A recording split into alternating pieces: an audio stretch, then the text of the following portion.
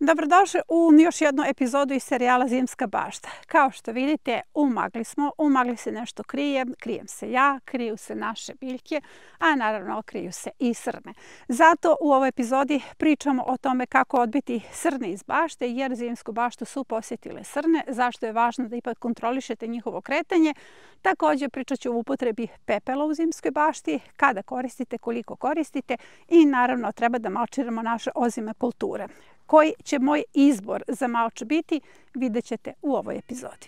Od divljih životinja do sada su baštu posećivali zečevi. Uglavnom divljih svinja nije bilo, a srne su došle prvi put. Jako se radujem srnama zato što srne pokazuju da je ovo jedna ekološki čista sredina. I videla sam ih nekoliko nedelja, pratim njihovo kretanje, zato što su nekako iz šume pobegle od najezde pasa i približile su se imanju. Zapravo, ja se nalazim ispred ove gredice jer ovdje možete da vidite da su srne potpuno obrstile blitvu.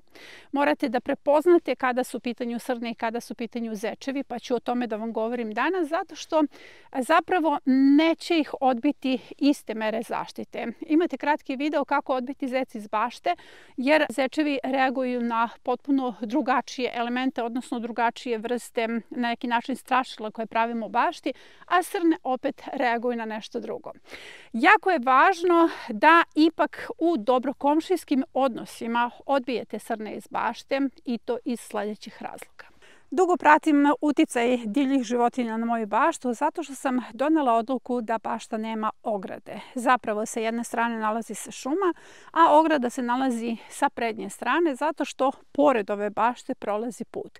Zakonski sam obavezna da stavim ogradu pored puta. Ovu baštu su pohodile ovce i zaista sam burno reagovala zato što ovce imaju vlasnike i vlasnici su odgovorni za kretanje ovaca. Ali kada mi uđu divlje životinje, ja zapravo ne osjećam ljutnju. Moja je odluka da bašta bude otvorena i za divlje životinje. Ali te dobrosusedske odnose moramo zapravo da kontrolišemo. Zato što moja bašta ima izobilje. Kada je u pitanju sama zimska bašta, ona nije potrebna meni zbog hrane, jer ovdje zaista ima jako mnogo hrane koja se deli i timovima i ostalim ljudima. Zapravo meni je potrebna zbog edukacije. Da bih sačuvala svoju edukaciju, da bih vama mogla kompletne procese koji se dešavaju u bašti da otpratim i da snimim, ja moram svoju zimsku baštu da zaštitim od srna.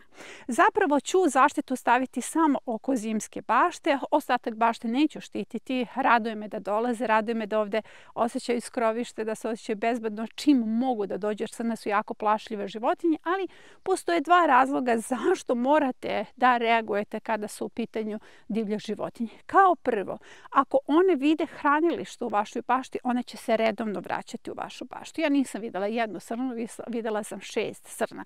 Dakle, to je jako mnogo srna za jednu baštu.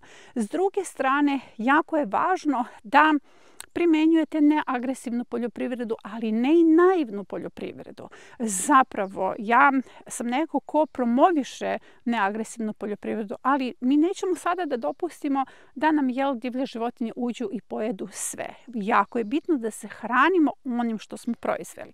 Ja imam 37 permamodela, ali svi vi koji imate 6 permamodela pod zimskom baštom, ne možete baš tek tako to da podelite sa srnama. Pa hajde sada da vidimo kako ću da zaštitim svoju zimsku baštu od srna. Pre nego što postavite nekakve mere zaštite u odnosu na svoju baštu, evo pogledajte, ja sam već postavila zvečke, o tome ćemo pričati kasnije. Morate zapravo da utvrdite koja divlja životinja vam je ušla u baštu. Recimo, ja znam da nisu ušle ovce, one nisu divlje životinje, ali su me stalno ulazile u baštu, zato što bi ovce sve pojele. Dakle, one neselektivno jedu u bašti i naprave zaista veliku štetu. Znam da nisu ušle divlje svinje, zato što vam one riju, one vam bukvalno prekopaju sve ove permamodele. Znam da nije ušao zec, zato što zec radi oštre rezove i tačno možete da vidite da je svojim zubima nekako prerezao kao nožem svaku biljku, ali ove biljke su čupane. Dakle, ovdje su bile srne. I srne su selektivno jele. Zapravo, srne će vam pojesti nekoliko kultura u bašti, omiljena im je blitva. Čim sam ušla u baštu, videla sam da su sve blitve, bukvalno, odnosno ostalo je nekih 10% blitve, ali pitanje ako ne postavim zaštitu šta će od njih ostati. vidite, one su pokidane. Tu nema oštrih rezova, tačno se vidi da su one pokidane. I evo, na ovoj gredici apsolutno ništa drugo nije pojedeno. Zec bi to sve smazao, već su samo pojedene sve blitve. Također možete u bašti da pratite i njihove tragove, jer su svuda po bašti srne ostavile svoje tragove. Nalazim se između dva permamodela gdje su srne pojele kompletnu blitvu, ali ja želim da vidite kako su one selektivno jele. Dakle, jele su blitvu, nisu pojele ništa sa strane. Evo, sa ove strane se nalaze kupus i rotkve, ovdje su azijske salate, dakle ništa od toga nisu dirale. Ali da bih zaštitila svoju zimsku baštu, ja moram da preduzmem neke mere. Postoji način odbrane od crna, to je da ogradite baštu, ja to sigurno neću uraditi. Da se pobaca neko šiblje granje oko bašte, to također neću uraditi, ali ja kažem vama šta možete da uradite. Da koristite mirise koji ih odbijaju, recimo odbija ih kao kod recimo ovog zeca, imamo kratki video, njega je jak miris, tu sam koristila karanfilić, odbio. U ovom slučaju sirće ih odbija, alkohol odbija ih mačke, ali moje mačke spavaju, one nikog ne odbijaju. Prema tome, ako bi recimo sada koristila sirće da isprskam svoje biljke, to ne bi imalo nekog efekta zato što imamo magle, vlažno je, to će se sprati. Prema tome, jedini način jeste da im postavim zvečke. Ove zvečke su uspele da odbiju srne zato što su srne vraćale nekoliko noći i kako sam postavila zvečke, srne više nisu ušle u baštu, ali zato dolaze u ostatak moje bašte. Dakle, u zimsku baštu nisu ušle. Moja se bašta nalazi usred šume, zapravo okružena je šumom. Sa jedne strane se nalazi put, tu se nalazi ograda. S te strane mi sigurno neće doći srne. Odlučila sam se da zaštitim baštu zvečkama i zvečke ću grupisati upravo sa ove strane odakle srne mogu da dođu. Odlučila sam da napravim ovakve zvečke, da improvizujem i da recikliram ujedno. Zapravo ovo su kolci koji su stari od prošle godine. Iskoristila sam ih da napravim nešto oblika krsta, slično kao zaštita od zeca. Treba da povežete kanapom ovaj drugi kolac, dakle drugu pritku u obliku krsta, tako da se može kretati, dakle nemojte da bude fiksirano. I iskoristila sam ove stare čaše za presadu. Možete da koristite bilo koje stare čaše. Meni je odgovaralo što su ove čaše probušene i što mogu vrlo lako da ih vežem kanapom. Vezala sam čaše kanapom i naravno vezala, kao što vidite, za ovu drugu pritku, odnosno štap. I kada se bude kretao ovaj štap, a uvek duva neki vetrić, on će proizvoditi mali zvuk. Taj zvuk plaši srne. Ono što srne privlači u moju baštu jeste mir i tišina. Na neki način moram da ih odbijem i to će biti dobri komšijski odnosi. A sada ćete vidjeti kako sam pozicionirala te zvečke. Zapravo ovo je ispred zimska bašta. Ostalo je bašta koja je ostala u tom stanju od prošle godine, odnosno od ove sezone, koju već možemo zvati prošlom sezonom. Apsolutno je nisam sređivala i tu su srne pojele blitvu, ali ja im tu blitvu poklanjam. Zapravo poklanjam im sve što je ostalo na toj bašti. Ja želim da ograničim moju zimsku baštu i grupisala sam zvečke upravo na ovoj poziciji gdje srne mogu i da uđu. One će sigurno doći sa ove strane. Ovo je prva zvečka koja će zaštititi ovaj deo, jer evo kako lupka kada duva neki vetrić. Još jedna zvečka se nalazi sa ove strane, tu se nalazi jedna, još jedna, ispred se nalazi još jedna. Ono što ne vidite jeste da se još dve nalaze sa te strane, zato što sa ove strane, dakle, srne mogu da uđu. Zvečke sam postavila tako da sam napravila neku ogradu zimske bašte. Zapravo ovo je naša zimska bašta. Smatram da smo je zajedno sadili, zajedno gledamo kako ona raste, zajedno pratimo berbe iz te zimske bašte, jer svaka ta berba je nekako meni radost. Jer vi možete da naučite šta možete u narednoj sezoni da uzgojite u svojoj zimskoj bašti. I ja ću samo da vas podsjetim da sam, kada su u pitanju ovce, dakle kad su ovce ušle u moju baštu, zaista burno reagovala. I tada ste mogli da vidite da sam u toj epizodi puno plakala i bilo mi je jako teško. Bilo mi je teško ne zato što su one pojele hranu za mene, jer ja se hranim divljim biljkama, Apsolutno ne postoji neko ograničenje. One su pojele zimski program. Dakle, ovaj kompletan zimski program je kasnio svima vama. Mene je tada zaista uhvatila takva tuga, jer zamislite, vama, ljudima, je zimski program kasnio, a zimski program je najbolja odbrana prirode, zato što najviše kupujete povrća preko zime. Zamislite sada, pogledajte ovo, koliko imam svežeg povrća iz vlastite bašte. Da nisam prošla kompletan program, vi ne biste znali šta možete sve da uzgojite. Recimo, ove smo sezone uveli azijske salate. Koliko je to važno za vas da možete azijske salate da uzgojite? Dakle, sve je u službi edukacije. Zato sam zaista teško podnela, jer je vama godinu dana kasnio zimski program. Godinu dana planeta nije bila zaštićena kako treba. Odnosno, godinu dana je otpor prirodi bio manji, jer svi vi sigurno želite da pružite taj otpor. Kada su u pitanju srne, uopšte ne reagujem burno. Čak sam radosna što su one pojele moju blitvu, nahranile su se, zaštitile su sebe, odnosno osjećaju se zaštićeno ovde, ali je jako važno da kompletan program ostane za sve vas. Druga tema koju želim da obradim jeste upotreba pepela. I ne možeš da preteraš sa upotrebom pepela u zimskoj bašti. Zašto? Zato što su permamodeli direktni komposteri. Direktni komposteri uvek imaju neku blago kiselu reakciju, što znači da bez nekog ograničenja možeš da koristiš pepeo. Recimo, ja pepeo na svoju zimsku baštu stavljam jednom u 10 dana. Bez obzira šta možete da čitate o pepelu, pepeo koristim godinama i kao što sam rekla, vrlo je funkcionalno đubrivo u permamodelima.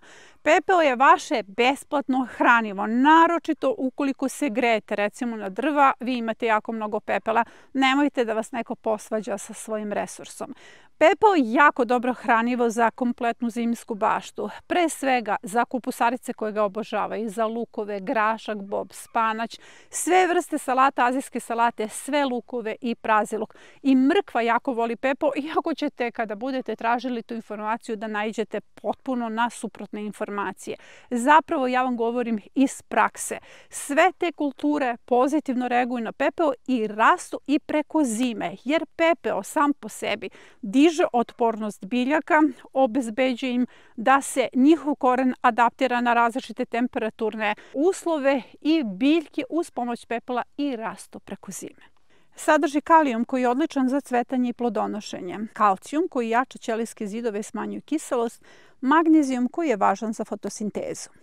Uz upotrebu pepela imate mnogo otpornije biljke i mnogo kvalitetnije plodove. Potrebno je da jednom u 10 dana posipate pepeo po vašoj zimskoj bašti i to poželjno je pre kiše ili pre snega. I sada smo došli do treće teme koju želim da obradim u ovoj epizodi. To je malčiranje ozimih kultura. Pre svega mislim na luk, spanać, grašak, sve ono što smo posejali kao ozimu sadnju.